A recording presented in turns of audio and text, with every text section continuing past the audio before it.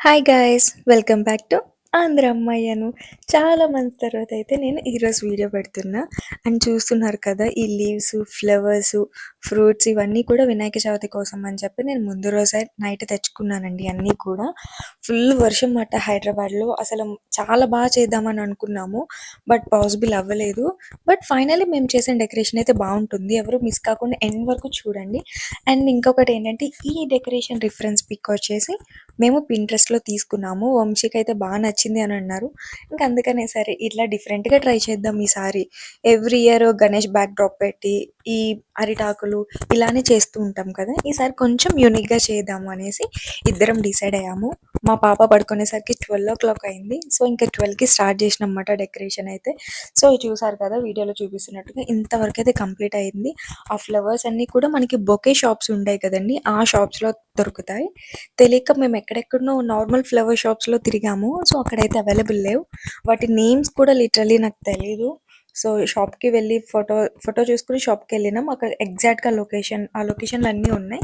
Pick చేసుకొని వచ్చేసామన్నమాట. ఆ కొబ్బరాకులైతే మనకి జనరల్‌గా యురేకానా సంథింగ్ ఏదో నేమ్ ఉంటది కదా! ఆ చెట్టు లీవ్స్ మాట. మాకు సరౌండింగ్స్‌లో ఉన్నాయి. అండ్ షాప్‌లో కూడా కొన్ని తీసుకొచ్చాము. సో, డెకరేషన్ అయితే కంప్లీట్ అయిపోయింది. మా అత్తయ్య గారొచ్చేసి ఇలా ముగ్గులన్నీ వేసి రెడీ చేశారు. అండ్ ప్రసాదాల సెక్షన్ మొత్తం అంతా కూడా మా అత్తయ్య గారే చూసుకుంటారు. ఎందుకంటే అంత ఎర్లీగా నేను లేవలేను. ఎందుకంటే నాకు డెకరేషన్ చేసి పడుకునేసరికి ఆల్మోస్ట్ 3:00 అవుతుంది. మళ్ళీ 5కి లేవాలంటే అవ్వదు కాబట్టి అత్తయ్య గారు కొంచెం ఎర్లీగా పడుకుంటారు. ఎర్లీగా లేస్తారు. అందుకని ప్రసాదాలు ఈ సెక్షన్ అంతా కూడా మా అత్తయ్య గారే చూసుకుంటారన్నమాట. డెకరేషన్ పార్ట్ పూజ దగ్గరవన్నీ నేను చూసుకుంటూ ఉంటాను. ఇట్లా షేర్ చేసుకుంటాం. అండ్ మా బుజ్జి కనిపయ్యని మా ఇంట్లోకి వెల్కమ్ చెప్పేసాము. త్రిషతో మేము చేసుకుంటున్న ఫస్ట్ అనే చెప్పొచ్చు. ఎందుకంటే లాస్ట్ ఇయర్ చిన్న పాప కదా! అంత తన ప్రెజెన్స్ అంత లేదన్నమాట. అంటే అట్లా కూర్చొని ఉండదు. ఫిఫ్త్ మంత్ బేబీ అప్పుడు. ఇప్పుడు కొంచెం 1 ½ ఇయర్ కాబట్టి తను కూడా తన చేత్తో మేము మంత్రాలు చదువుతుంటే పూజ చేయడం ఇలా పార్టిసిపేట్ చేసింది. అండ్ బొట్టులు పెట్టాము. పసుపు, కుంకుమ, గంధంతో మన గణేశుడికైతే బొట్టులన్నీ పెట్టేసాము. అండ్ వీడియో ఎవరు కూడా స్కిప్ చేయకుండా ఎండ్ వరకు చూడండి. ఇక్కడ నుంచి నేను వాయిస్ ఓవర్ కాకుండా కొంచెం మ్యూజిక్ యాడ్ చేస్తాను.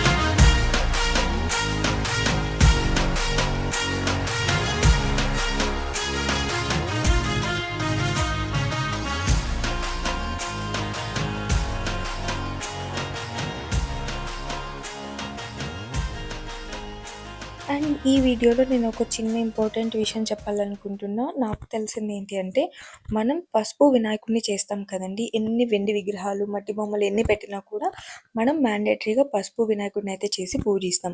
ఆ వినాయక చవితి రోజు చేసిన వినాయకుడిని ఏం చేయాలంటే, ఆ పసుపు గణపతిని మనం నిమజ్జనం చేయాల్సిన అవసరం లేదు అండి. అండ్ చాలామంది తులసమ్మ దగ్గర పెడుతూ ఉంటారు. సో, అట్లా పెట్టడం అనేది మంచిది కాదు అంట. ఇది నేను చాగంటి కోటేశ్వరరావు గారి వీడియోస్‌లో అయితే నేను విన్నాను. సో, తెలియని వాళ్ళు ఎవరికి ఒక్కరికైనా యూజ్ అవుతదని అయితే చెప్తున్నా. అది మనం స్నానం చేసిన తర్వాత పసుపు రాసుకుంటాం కదండీ! చాలామందికి అలవాటు ఉంటది. మొహానికి పసుపు రాసుకునే అలవాటు. సో, ఆ పసుపు వినాయకుడిని పసుపు ఫేస్‌కైతే రాసుకుంటే చాలా మంచిదంటండి. ఎవరికైనా తెలియకపోతే గనక ఇప్పుడు ఇది ఫాలో అవ్వండి. అండ్ ఫైనల్‌గా నాకు ఈ డెకరేషన్ అయితే చాలా అంటే చాలా సాటిస్ఫాక్షన్ మాట. 2 అవర్స్ కష్టపడ్డందుకు ఫైనల్‌గా మంచి అవుట్‌పుట్ అయితే వచ్చింది.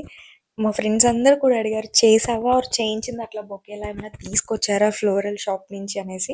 లేదండి, నేనే ఓన్‌గా చేశాను. అండ్ నాకు మా వంశీ కూడా హెల్ప్ చేశారు ఈ డెకరేషన్‌లో.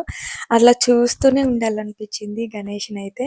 ఎంత క్యూట్ అనిపించిందో. అండ్ లాస్ట్‌లో ఒకసారి రింగ్ లైట్ పెడితే ఎలా ఉంటుందని చెప్పేసి లాస్ట్‌లో ఒకసారి రింగ్ లైట్ పెట్టామన్నమాట. అంటే బ్యాక్‌గ్రౌండ్‌లో. సో, దేవుడు వెనకాల ఉన్నప్పుడు తేజస్సు ప్రకాశిస్తుంది అంటారు కదా! సో, ఆ థీమ్‌లా అనిపించింది. సో, ఇది కూడా బావుంది. కాకపోతే పిక్స్ అనేది అంత క్లారిటీగా రాదు. ఎందుకంటే ఫ్రంట్ లైటింగ్ లేకుండా బ్యాకే లైటింగ్ ఉండేసరికి ఏమవుతుందంటే డామినేట్ అయిపోతూ ఉంటుంది.